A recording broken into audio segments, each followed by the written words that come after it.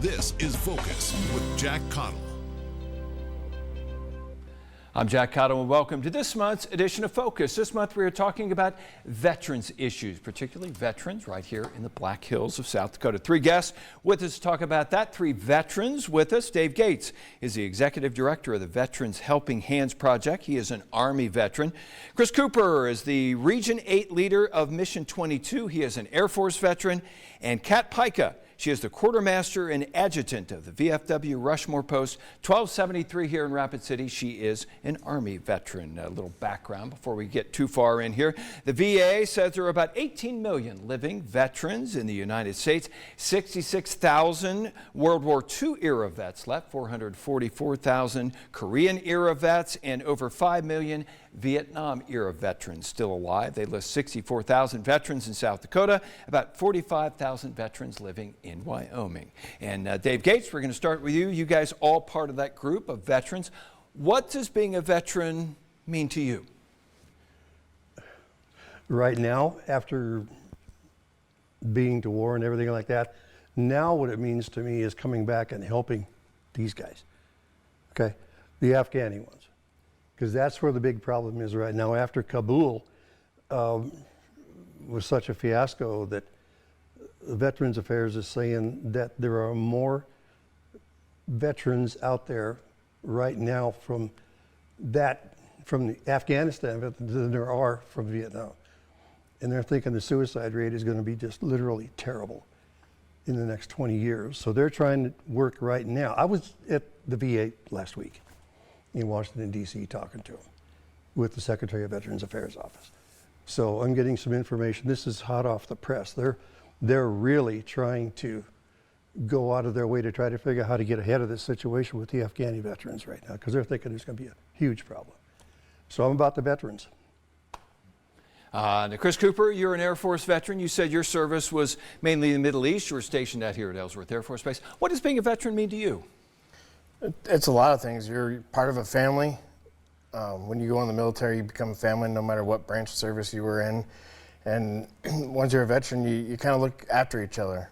We're there for each other and help each other out through the good times and the bad times, and kind of not only that, but do more for our communities. We usually just keep serving our community in other ways. Now, Kat, you are an Army veteran. You said you served all over the place from the list you ran down with me.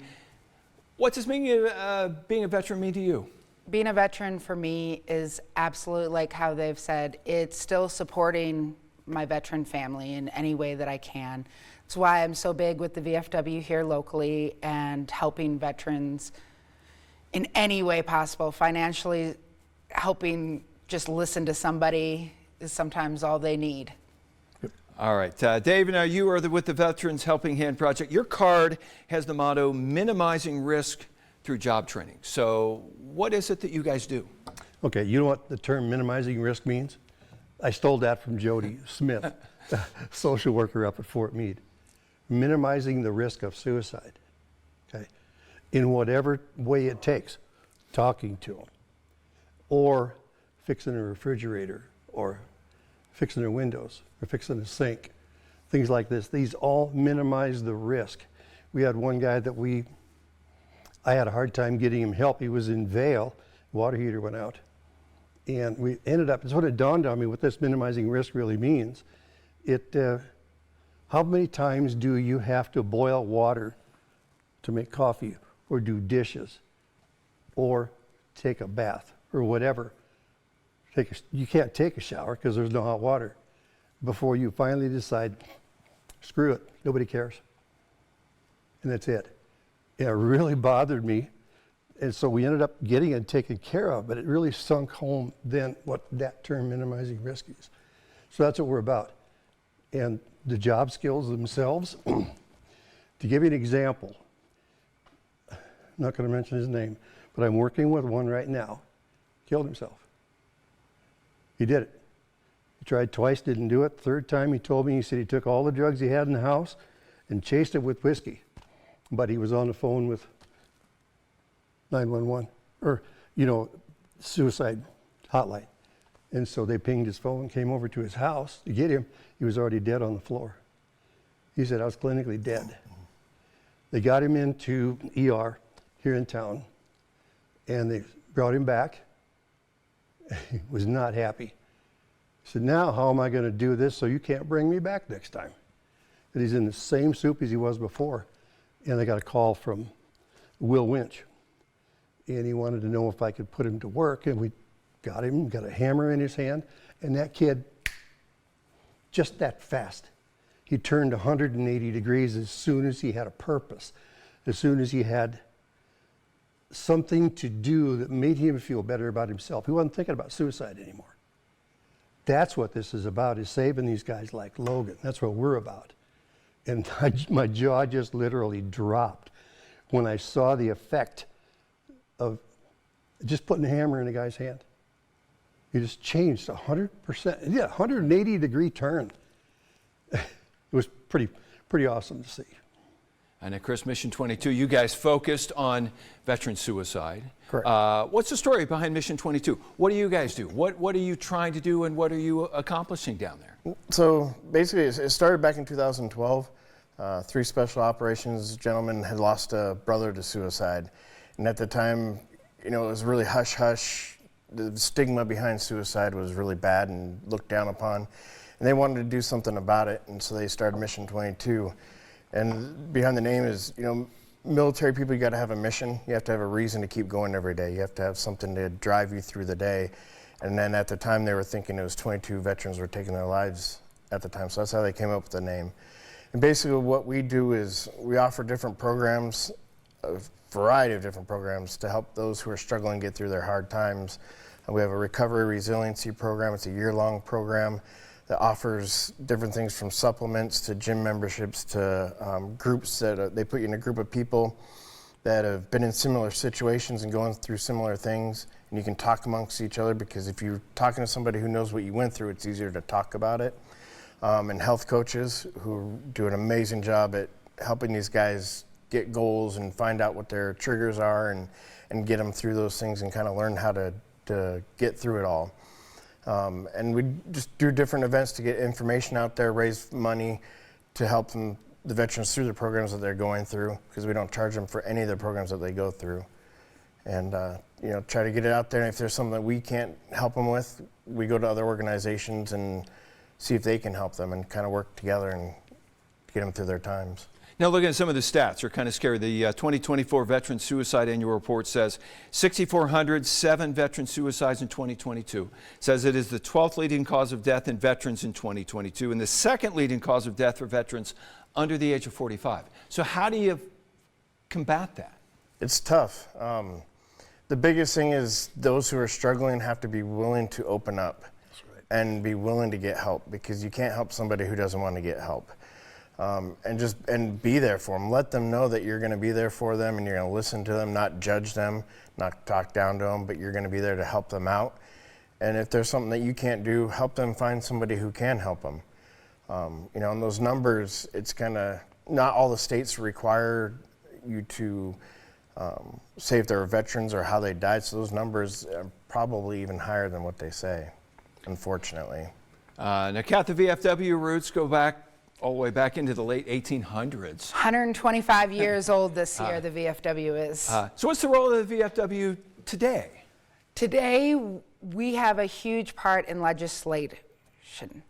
At the national level, they're constantly pounding down all of our senators and House Representatives' doors for veteran issues. Here at the state level, we do the same thing. A major push was House Bill 1238, which is all about claim sharks. If you don't know, you do not have to pay to get a VA claim done. You don't have to give a percentage of your claim away. It's not quite where we wanted it, and there's still work to be done on claim sharks in the state of South Dakota, but by far it was a step in the right direction. Once again, for all veterans, when you do your claims, go to your county veteran service offices. I know every one of them is trained actually through the VFW VSO program. So that is a great thing that we have here in the state. And then at the local level, we're all about helping veterans in any way that we can. We have relief funds, and any veteran, we don't ask a lot of questions. They come in, they need help with rent, they need help with a gas card, they need help with just about anything, and we're there to help without judgment. We talk, sometimes we can't help. All of our funding is local funding. We get no state or national funding, so it's all raised at our VFW down on Main Street. But we have a great collaboration of different organizations that are just a call away. I don't know how many times I've called Dave with his program, and we've worked together to help the veteran get what they need done. We've helped put in new water heaters and all kinds of things, because those are some of the biggest things. Financial worry and claims and things like that put a lot of stress on people in general, not to mention the veterans. And to be able to walk into a place, which is what we're trying to do, where there is almost any time of day you walk into the VFW, there's at least one veteran in there that is more than willing to hear what you need to get off your chest. And it's something like with the suicides that they were talking about. We may not be the right answer, but we can get you to the right answer. If you walk into the VFW, I have pages of different resources to help veterans. One of the biggest ones we're pushing right now is a program the VA has, peer support specialists. A lot of veterans, their issue is they go to the psychologist. This person may be younger than them, never have served, and the veteran's like, well, they just don't understand. They don't know what I'm going through. A peer support specialist is in the mental health program at the VA, and requirement to be a peer support specialist is they have to be a veteran who has overcome something, whether it be depression, alcoholism, drugs. They had to have overcome. So it is literally one of your battles, one of your brothers and sisters who's already been to the bottom and have made it their way back up, walking and talking and helping you. They can't prescribe, they can't diagnose you, but they're there to help you every step of the way to get better and care you need. All right, we got to take a break. We'll continue our look at veterans issues when we continue with this month's edition of Focus. And all of a sudden it came back. I'm Jack Caudill. Welcome back to this month's edition of Focus, kind of exploring veterans issues. Dave Gates is the executive director of the Veterans Helping Hands Project, also an Army veteran. The VA says 7% of veterans will have PTSD at some point in their life. Dave, you're a Vietnam veteran. You've been open talking about your PTSD issues. Yeah. What is your experience? I ran the casualty branch for the AmeriCal division when I was in Vietnam. So in other words, what we did is we would be the first one to get the calls. So if somebody was dead, wounded, whatever, but the big one is it worked with graves registration, and it worked with the hospitals and the base camps after they got hit. You know, death becomes a job. It becomes a job. You know, it's just, becomes part of who you are. But when you come back to the States, you're carrying a lot of baggage that I buried for 48 years, but my wife lived with this. You know, I didn't realize she was living with this.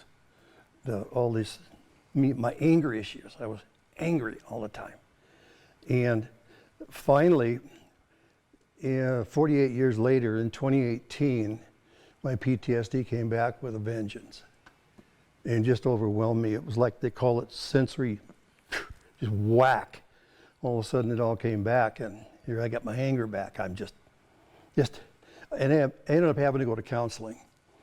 And I did, and it helped immensely be able to come to grips with some of these issues. The biggest issue I had was privilege. Going to church up Rimrock one Sunday morning and driving by the golf course. And here's everybody out there walking on the bike path and, you know, playing golf and walking their dogs and everything. I just got mad. You know, I can't use the terms I got, but I was just sitting there thinking, you people all sitting there, and you got all this privilege. I talked to a friend of mine. He goes, so you want them to go through what you went through? Would that make you feel better if they went through what you went through? And I went, no. But what he did, this same guy, he was a Afghani sniper. He over in Grand Junction, Colorado. Being a sniper, he had his own issues. His counselor was a Vietnam veteran. He goes, Dave, you need to understand you're in your third life.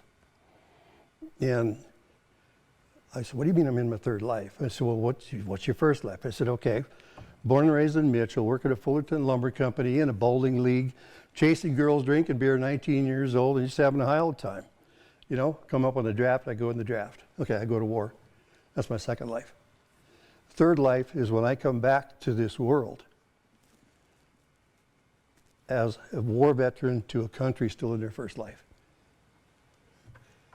And I think most veterans, and that's the one thing, if I have to say anything to the veterans out there, if you have this, you need to understand this story. You're in your third life. You will never be who you were before. That guy died. I talked to a guy in the airport in DC coming back in January, and he was a service dog. You know, you could tell he's edgy. You could tell he's got problems, he's got PTSD. And he said his brother says, what is your problem? You have been back 8 years. You should be better by now. And he had the guy, he just destroyed his brother and his sister. And I told him the story about the third life. And you could just see his shoulders release. It's one of those things where you never change. Once you go to war, you come back, whether you have visible wounds or don't have visible wounds, it changes you. It turns the person you were before you went to war is not the person you are. You'll never be that same person. You're going to be different the rest of your life. I remember when I came back from my first deployment, my mom asked me, where's my son at? What happened to you? And I was like, what? And she's like, you're different. And it took me years to realize what she meant by that. And part of the problem they have nowadays is when you were in and when you're fighting, you don't have time to grieve, you don't have time to be sad. You got to turn that sadness into anger, and that's a big problem with PTSD is because you get used to anytime you're sad, you have to flip it to anger. So once you get out, things that make you sad, instead of being sad like you're supposed to be, you turn to anger and you get aggressive. I had that issue for a long time, where if anytime I'd find something that make me sad or bring me down, instead of getting sad and crying about it, I'd get upset about it and get mean and grumpy and everything. And it took me years to realize that. Now you're with Mission 22 fighting veteran suicide. How much of a key is that in getting that stuff out and talking about it and coming to grips with it? It's huge, and I try to share some of my experiences with people. That way they know that it's really okay, and the people who are there trying to help them they understand what they're going through, and they really want to be there for them. And they know, if they know that you've been through something like that, it helps them open up and be able to talk to you a little bit easier than somebody who's never been through it. Now, Kat, as far as the VFW, what is available for veterans to get this stuff out, and what needs to be available maybe that isn't? So the VFW is a place where all veterans can come, and everybody's welcome, but it's a veteran home. So one of the biggest things is you're going to find somebody who you're going to relate to if you walk into a VFW. From Korean War vets that still hang out there to the Iraq and Afghanistan veterans. We're all there together. We have Somalia veterans, Kosovo, we have veterans from Desert Storm. So it is a complete mix. We can also help connect you to the right resource, which is a huge thing. Like I said before, I have pages of different resources depending on what you need. If you are you need to get into some counseling quicker than the VA can get you in, we have counselors who will see you immediately pro bono until the VA can get you in to see somebody. If you need financial help, you have something broken in your house, we have different resources for that. We have helped. We work with the Volunteers of America Veterans section. We work with Cornerstone Veteran Services. We work with the Sergeant Durr Foundation. We work with Helping Hands Project. We work with the CMVA. We work with all these different organizations that our main goal is to help our veterans in any way we can. We all take that little piece. All right, we got to take another break. We'll continue our look at veterans issues here in the Black Hills when we continue with this month's edition of Focus. I'm Jack Caudill. Welcome back to this month's edition of Focus, exploring veterans issues here in the Black Hills. Kat Pyka is the quartermaster and adjutant with the VFW Rushmore Post 1273 here in Rapid City. We're into May now, Memorial Day coming up. How does that play into what veterans are dealing with? Memorial Day can be very stressful for some veterans. Memorial Day is not for the living. That is one of the biggest things that veterans feel. This is our fallen comrades. These are the people who are no longer with us. It's to celebrate their lives. Now, that does not mean you can't have a barbecue and have fun with your friends, because they fought for your right to do that. So they absolutely want you to have fun on your long weekend. But sometimes it can be a little testy when you thank a veteran for their service on Memorial Day. But there will be some great things at the Black Hills National Cemetery. 11 o'clock, the American Legion is holding a Memorial Day ceremony, and at 1 o'clock there is going to be another Memorial Day ceremony for the Native American.